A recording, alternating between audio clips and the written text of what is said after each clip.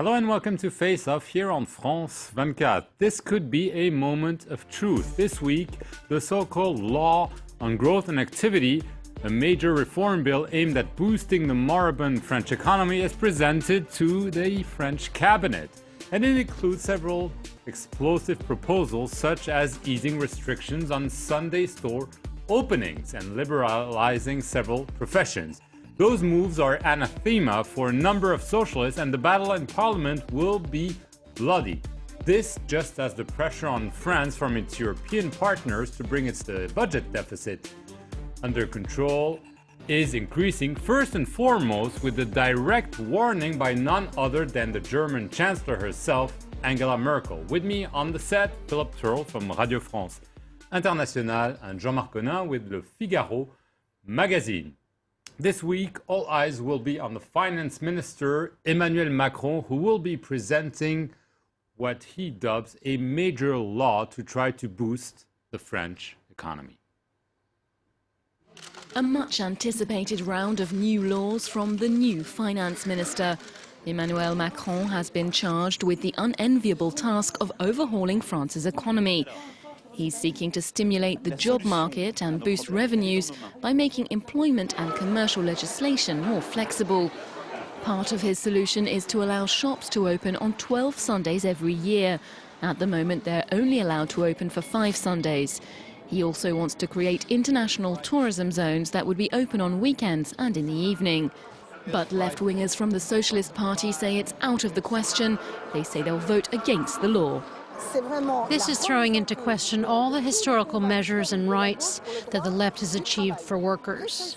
Working hours and conditions, night shifts and working on Sundays. The law could see private companies competing in sectors where they'd previously been excluded, for example, in public transport.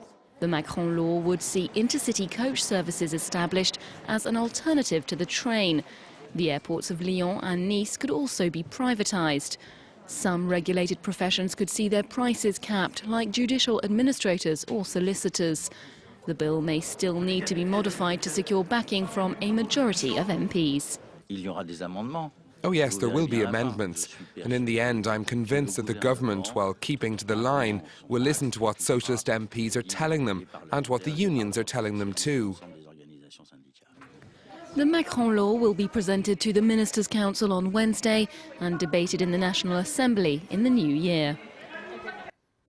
Jean-Marc Conin, we've seen the government struggling against rebels from the Socialist Party to pass the budget. This could be an even tougher battle because clearly there are many unhappy MPs within the Socialist Party when it comes to this law. Of course. I mean, there is a lot in that law that will be loathed by a lot of MPs, especially on the left wing of the Socialist Party, who have, as you rightly said, Mark, who had a difficulty to pass the budget a few weeks ago.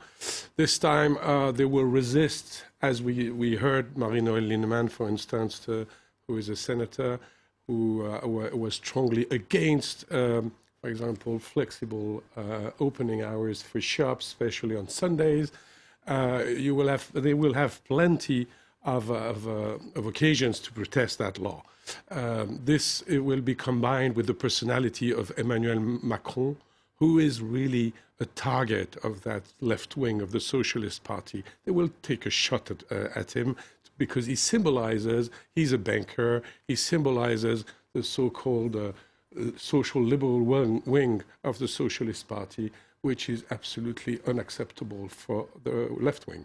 Is François Hollande taking a major risk? We'll see, obviously, this bill will be amended in Parliament for sure, because it's also a kind of omnibus bill, because there's so many different aspects to it. But is it a risk for François Hollande? Because the majority of the Socialist Party is really very tiny now in Parliament, because there are by-elections that they keep on losing one after the other. Is there a risk that the law could not pass? Well, the answer to that is yes and no.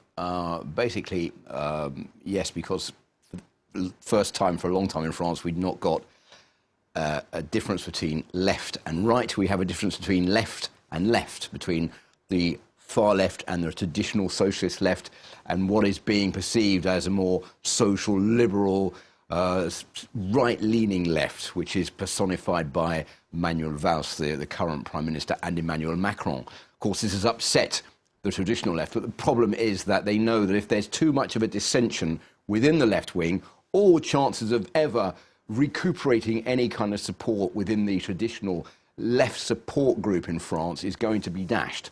So they can protest up to a certain point, but they know that if they have any chance of winning any seats in elections coming up in 2015, and let alone in the next presidential elections, they can't be too divided. And I think that the return of Nicolas Sarkozy to the right wing as the leader of the UMP party has shaken up a bit, I think, quite a few people on the left who have been standing up against President Hollande, saying he's not doing the policies that he was elected to do, saying that if we are going to protest too much, we're going to ruin our own chances of re-election, and that will hand over votes to the right. Is there any chance that the Conservative Party might support this bill? Because after all, many of the measures could be taken by a right-wing government. I would say no, maybe piecemeal support, maybe they will block some kind of amendment to push through some other piece of legislation. But more or less now, with Sarkozy on board as the leader of the Conservatives, they will now for the coming 2 years try to block any piece of legislation that might improve the situation for the left. When you speak about, is there a chance the left would not support that piece of legislation, that bill, I think it's going to be watered down mostly. And the government will have to accept that. Already the project itself, the bill that is going to be presented to Parliament, has been watered down. Some categories have blocked the pieces of legislation that concern them, like taxi drivers, for instance, who have managed to block what the opening of their market, and chemists have also blocked what the paragraphs that concern them. And I think you expect more of the same. More of the same, and in the end, a very watered down bill that will come into law. But this, so that doesn't move away from the fact that I think France definitely needs these reforms.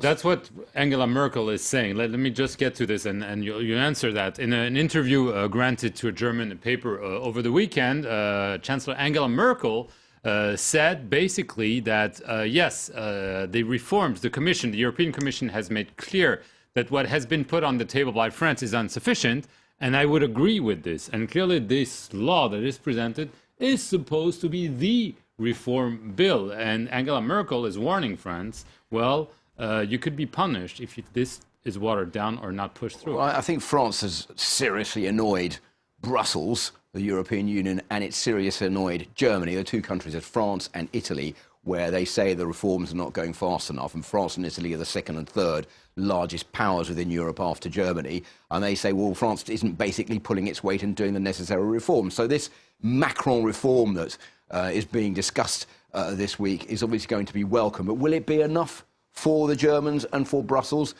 Probably not, but it's a step in the right direction. The problem is that Brussels and Germany can't be too hard on France, because if they are too hard on France, they're going to undermine President Hollande's attempts to try to reform the country.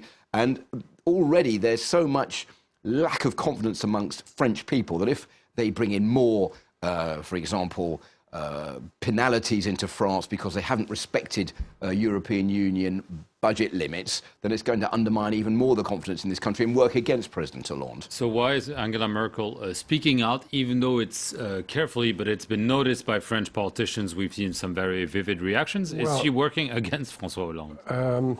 No, I would say the background of all this French-German dispute are congresses of political parties.